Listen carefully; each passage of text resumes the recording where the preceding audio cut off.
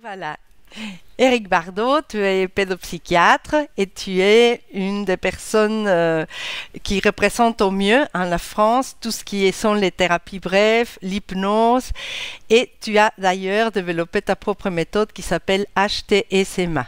Est-ce que tu peux nous dire qu'est-ce que ces sigles veulent dire, ça? Oui, HTSMA, ça veut dire hypnose, thérapie stratégique et mouvement alternatif. Ça regroupe donc ce qui vient de l'hypnose principalement ericksonienne, avec les divers courants de thérapie brève, Oui. l'approche de Palo Alto, l'approche solutionniste de Steve de Chaser, l'approche de solutionniste de Michael White et l'utilisation des mouvements alternatifs. Alors, qu'est-ce qui fait que tu as ressenti, je dirais, le besoin de mettre ensemble ces trois grands courants? Les diverses approches, thérapie brève, ont un lien de parenté avec Milton Erickson. Et la pratique de Milton Erickson est réputée comme étant athéorique. Cette vision athéorique repose sur une théorie extrêmement puissante et qui vient de loin, et chez qui, par exemple, en France, on peut trouver le père de la psychologie et qui a été le maître à penser de Janet, comme Théodule Ribot, avec son imagination créatrice. Théorie d'une pratique. Et donc, quelque part, cette théorie de la pratique, à partir de l'expérience clinique et à partir des apports des divers courants, pour moi, ça nécessitait, j'allais dire, de créer une matrice qui serve d'interface entre la pratique clinique d'Erickson et les théorisations et les modélisations des divers courants de thérapie brève.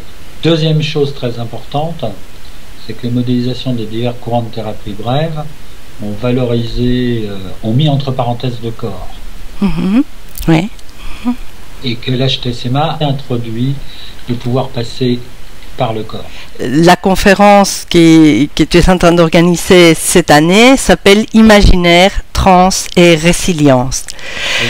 Comment est-ce que tu peux relier ces trois mots, l'imaginaire, trans et résilience, à ce que tu viens de dire sur l'HTSMA?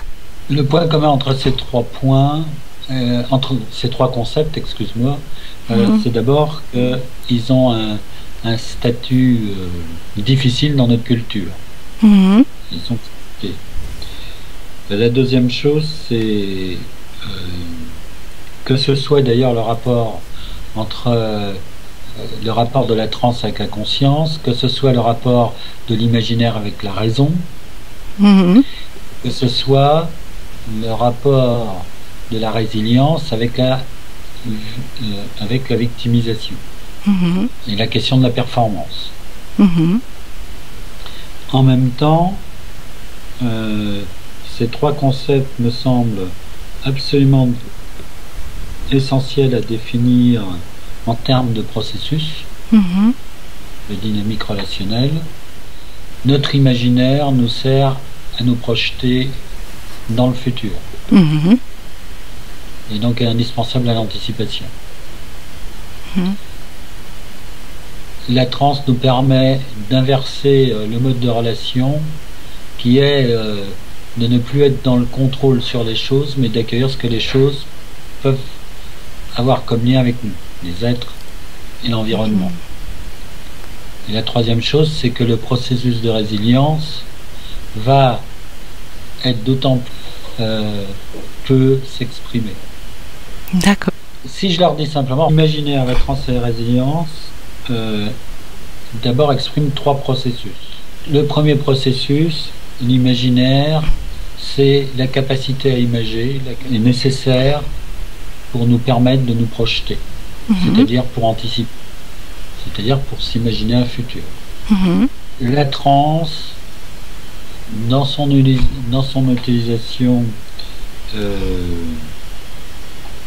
de pouvoir recevoir, d'accueillir, d'avoir des points d'appui de l'extérieur vers soi.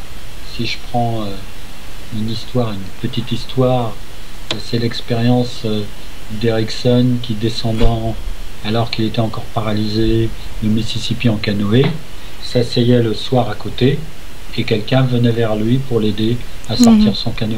Et enfin, la résilience, en termes de processus, l'idée qu'entre la résistance et la vulnérabilité, il y a une autre position possible que la position victimaire, et qui est celle de pouvoir s'appuyer sur les expériences, nos expériences de vie en termes de ressources. Quand on entend le mot résilience, on pense tout de suite à Boris Cyrulnik. Le lien entre la transe, l'imaginaire et la résilience l'a intéressé. Peut-être, je ne peux pas parler à sa place, mais peut-être parce que justement, la résilience, c'est la vie. Et la vie, c'est aussi la relation. La relation, c'est aussi l'anticipation. C'est aussi de pouvoir à la fois donner et recevoir. C'est aussi le réenchantement de notre vie. Parce que tu as des personnes vraiment très intéressantes comme Edith Golbeter, qui est aujourd'hui certainement une des figures les plus importantes dans la thérapie familiale. Oui. Qu'est-ce qui t'a poussé à l'inviter, elle? J'entends qu'il y a le mot relation qui revient. Qu'est-ce qui t'a incité à inviter Edith? L'intérêt avec Edith, c'est que comme elle a beaucoup travaillé aussi avec Modique El-Kaïm, elle développe dans son approche tout ce qui est autour de la métaphore, de la chaise vide, et elle a du travail sur la résonance. Alors tu as aussi Gérard Ostermans et lui. Qu'est-ce que tu attends de sa présentation? Alors Gérard Ostermans est quelqu'un qui a un grand champ de connaissances, tant dans le plan de la psychothérapie que de la médecine que de la philosophie, qu'il est de formation jungienne,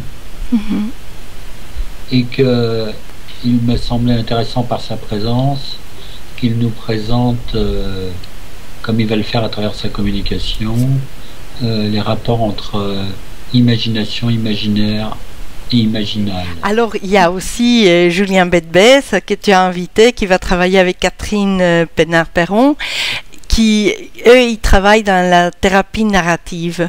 De quelle manière est-ce que tu vois la thérapie narrative convenant, je veux dire, enrichir les débats dans ces congrès? Avec Julien Bedbès, nous travaillons depuis fort longtemps ensemble, et je développais et déroulais le développement de l'HTSMA de mon côté, quand lui s'intéressait de son côté à l'approche de Michael White en thérapie narrative, et de nos échanges, nous avons découvert maintes fois que la philosophie sous-jacente était très proche.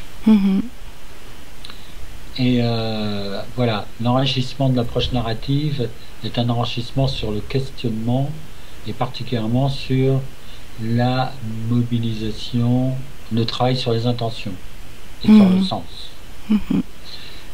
Et l'HTSMA permet, à partir de ce questionnement, d'amener la personne dans son expérience corporelle. D'accord. Alors, il y a bien d'autres personnes, nous ne pourrons pas nécessairement parler de tout le monde ici, donc il y aura Alain Vallée, il y a les deux Teresa, donc comme moi-même, Teresa Garcia Rivera et Teresa Garcia Sanchez, elle vient de Madrid, elle est la directrice du centre Milton Erickson d'Espagne. Je me dis que ce congrès doit être très important pour toi. Pour une raison, parce qu'en fait, depuis des années, tu fais un résidentiel en été qui est sold out en une semaine chaque fois que tu le sors, et qui a beaucoup de succès, et que tu as dû en fait faire un choix entre faire ce congrès ou continuer ton résidentiel cette année. L'année prochaine, il y aura le résidentiel. Qu'est-ce qui était si important pour toi dans ces congrès qui a fait que tu le choisisses par-dessus d'autres activités que tu as, qui marchent bien et qui apportent énormément à tes étudiants? Donc, qu'est-ce qu'il y avait d'important dans ces congrès et qu'est-ce qu'il y aura d'important, notamment pour les gens qui vont assister? Le premier point qui me semble important, c'est que la question de triangle imaginaire transrésilient se trouve au cœur de l'HTSMA. D'accord, ok. Ça, c'est le premier point. Le deuxième, c'est que l'idée est que l'HTSMA étant une approche ouverte,